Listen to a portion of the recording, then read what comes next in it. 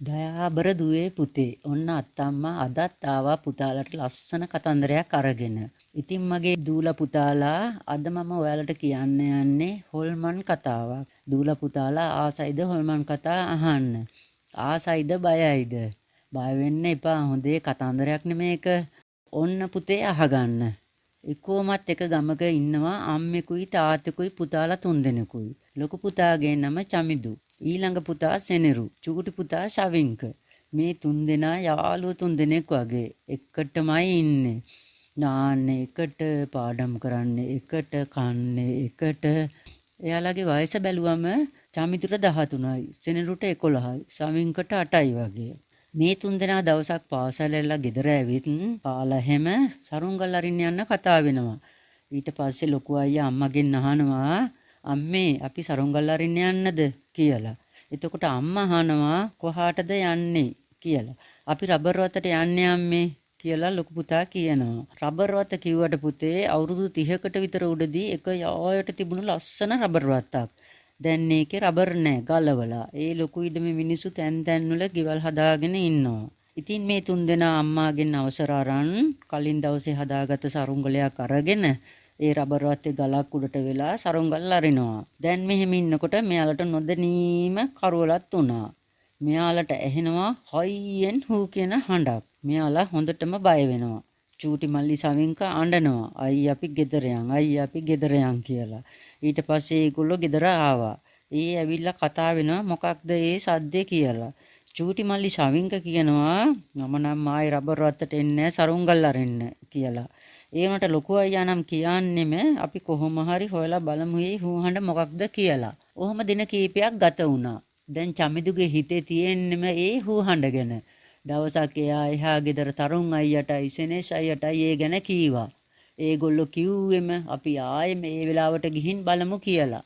ඉතින් පුතේ අයියලා ශවින්ක මල්ලි සෙනරු මල්ලි ගෙදර තියලා එයාලා වටින් ගොඩින් කරුවල වැටෙනකොට එදා සරුංගල් අරිය ගල ගාවට වෙලා හැංගිලා හිටියා. මෙන්න පුතේ ටික වෙලාවක් යනකොට මෙයාලට ආයෙමත් ඇහෙනවා ඒ හූහඬ. මේගොල්ලෝ හොඳටම බය වුණා. ඒ වුණාට මේ වීරිය තුන්දෙනා කතා වුණා ඒ හූහඬ ඇහෙන දිහාවට අපි යමු කියලා. එයාලා ටික දුරක් ඉදිරියට ගියා. මෙයාලා මේ පැත්ත ගැන ටිකක් දන්නවා. සෙල්ලම් කරන්නම ඇවිල්ලා. ඉතින් තව ටිකක් දුර ගියා. දැන් හැම තැනම තිත්ත කරවල. තරුණ පුතා ළඟ පොඩි ටෝච් එකක් තියෙනවා. ඒ වුණාට එයාලා කතා වුණා හදිසි අවස්ථාවක් ආවොත් ඇරෙන්න ඒක පාවිච්චි නොකරන්න. හොඳේ. මෙන්න બોලේ දැන් ආයෙත් ළඟින්ම හූ කියලා තුන් පාරක් ඇහුණා. දැන් මේ තුන්දෙනාම වේවුලනවා බය වෙලා. චමිදු පුතා ඇවිත් සෙනෙස අයියාගේ අත තදින් අල්ල ගන්නවා. දැන් කට්ටිය හොඳටම බය වෙලා. ඒ වුණාට මේ වීරිය තුන්දෙනා අහපව් හැරෙන්නේ නැහැ. ඉදිරියටම යනවා. මෙන්න બોලේ දැන් මෙයාලට ළඟින්ම කටුකුමංජල් සුවඳක් එනවා. දැන් මෙයාලට වැටහෙනවා කොහෙන්ද මේ සුවඳ එන්නේ? කොහෙන්ද මේ හූහඬ ඇහෙන්නේ කියලා. පුතේ එතන තියෙනවා පාළු බංගලාවක්. ඒ බංගලාවේ කට්ටියක් පදිංචි වෙලා ඉඳලා අත්හැරලා දාපු බංගලාවක්. කලින් වයසක ආච්චි කෙනෙකුයි සීයා කෙනෙකුයි ඉඳලා ඒ සීයා මැරුණට පස්සේ රට ඉන්න පුතා ඒ ආච්චිව ඒ රටට අරන් ගියා. දැන් අවුරුදු ගානක ඉඳන් මේ බංගලාවට පාළු බංගලාව කියලා තමයි මිනිස්සු කියන්නේ. ඉතින් පුතේ දැන් මේ වීරයෝ තුන්දෙනා කතා වුණා ළඟට ගිහින් බලන්න. දැන් මේ තුන්දෙනාම බංගලාවේ පිටිපස්සෙන් බිත්තියක් අයිනටලා කන් දීගෙන හිටියා. දැන් කට්ට කුමංචල් සුවඳ හොඳටම දැනෙනවා. දැන් මෙයාලට ඕන මේ බංගලාව ඇතුලේ වෙන දේ බලා ගන්න. තව ටික වෙලාවක් එහෙමම ඉඳලා ජනේලයක් තියෙන තැනකට යන්න මේගොල්ලෝ කතා වුණා. එහෙම කතා වෙලා තව ටිකක් එහාට යනකොට එතන තිබුණු බාල්දියක් අකුලේ වැදිලා සෙනෙස් අයියා වැටුණා. ඊට පස්සේ මේ තුන්දෙනා සද්ද නැතුව එකම තැනකට වෙලා හිටියා. ටික වෙලාවක් යනකොට මෙන්න બોලේ ඔලුවක් නැති මිනිහෙක් ඉස්සරහට ආවා. මේ මිනිස්යාගේ බෙල්ලෙන් උඩ කොටස නෑ පුතේ. කඳ විතරයි ඇවිදින්නේ. අනේ පුතේ මේ අයියලා හොඳටම බය වුණා. බය වෙලා සිහි නැතුව ඇදගෙන වැටුණා තුන්දෙනාම. ටික වෙලාවක් යනකොට පුතේ මේ අයියලා තුන්දෙනාගේ මූණට කවුදෝ වතුර දැම්මා. එයාලට සීහ ඇවිත් බලනකොට ඒ තුන්දෙනාම හිටියේ අර කලින් සරුංගල් අරින ගල උඩ. එයාලා පුතේ ඇස් ඇරියා. තුන්දෙනාටම සීහ ඇවිත් ඇස් ඇරියා. ඇස් ඇරලා බලනකොට එතන හිටියා කරුණාවන්ත මාමා කෙනෙක්. ඒ මාමා මේ තුන්දෙනාටම කතා කරලා කිව්වා කොහෙද පුතේ ඔයාලා ඒ පාළු බංගලාව පැත්තේ ගියේ? ඔයාලා හොඳ වෙලාවට මට හම්බ වුණේ. මම හිටියේ නැත්නම් ඌ ඔයාලගේ බෙල්ල කපලා ලේබනවා කියලා කරුණාවන්ත මාමා කීවා. අනේ පුතේ අපේ මේ වීරයෝ තුන්දෙනා හොඳටම බය වෙලා ඇහුවා. අනේ මාමේ කවුද ඌ කියලා කීවේ? ඇයි පුතාලා දන්නේ නැද්ද? ඔය බංගලාවේ හිටියනේ මේ රබරවත් අයිති වයසක ජෝඩුව. ඒ වයසක මිනිසයා උඩ තට්ටුවෙන් පහලට වැටිලා බෙල්ල කැඩිලානේ මැරුණේ. ඔළුව පැත්තක ඇඟ පැත්තක. ඊට පස්සේ ගෑනු මිනිසයා එයාගේ පුතා ඉන්නේ රටට එකන් ගියා. ගෙදර පින්කමක්වත් කළේ නැහැ. ඒ නිසා ඒ කේන්තියට මේ මිනිසයා ගෙදර හොල්මන් කරනවා. ඔළුව තියෙන මිනිසෙක් පේන්න බෑ. ඔළුව බෙල්ලෙන් කඩලා අරගෙන අමුලේ බොනවා. ඒ නිසා මේ බංගලාවේ පැත්තට කවුරුත් එන්නේ නැහැ. ඔය ළමයි ආයේ මේ පැත්ත පළාත එන්න එපා. මම උමනාකට උතනින් ගියේ ඔය ළමයින්ගේ හොඳකට.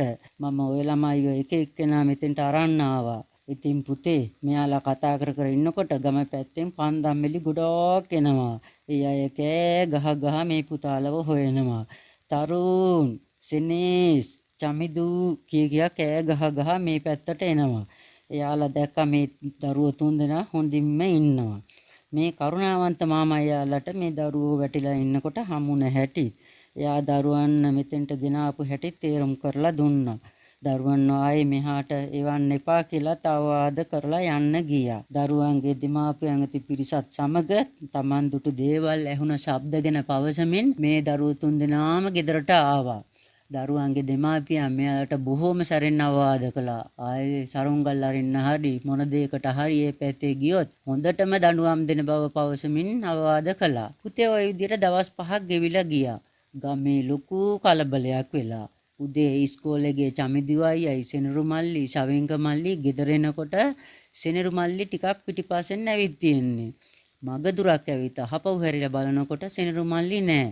චමිදුවයි මුලින් හිතුවේ සෙනරු මල්ලි අයියේ මල්ලි රවට්ටන්න හැංගිලා වෙන්නේ නැති කියලා. පස්සේ කෑ ගහලා හොයලා බැලුවා සෙනරු මල්ලි නෑ. මේ අයියේ මල්ලි හිතුවේම සෙනරු මල්ලි අපට කලින් ගෙදර යන්නේ නැති කියලා. එයාලත් ගෙදර ගියා. දෙයි හාමුදුරනේ සෙනරු මල්ලි ගෙදර ඇවිල්ලා නෑනේ. දැන් අම්මලයි ගමේ අහල පහල සියලු දෙනා එකතුලා මල්ලිව හොයනවා. වේල්මට් සීයා ඉස්කෝලේ පැත්තට ගියා. දයාරත්න සීයා එයාලා ආපු පාර දිගේ අහපව් ගියා කොහේ හරි ඉන්නවද බලන්න. දැන් රෑ වෙන්නත් ඇවිත් ගමේ හැමෝම මේ ගෙදරට එකතු වෙලා සෙනරුගේ අම්මා කුමාරි කෑ ගහ ගහ අඬනවා. සිහි නැති වෙලා විනාඩි ගාණක් ඉන්නවා. ආයෙ නැගිටලා අඬනවා.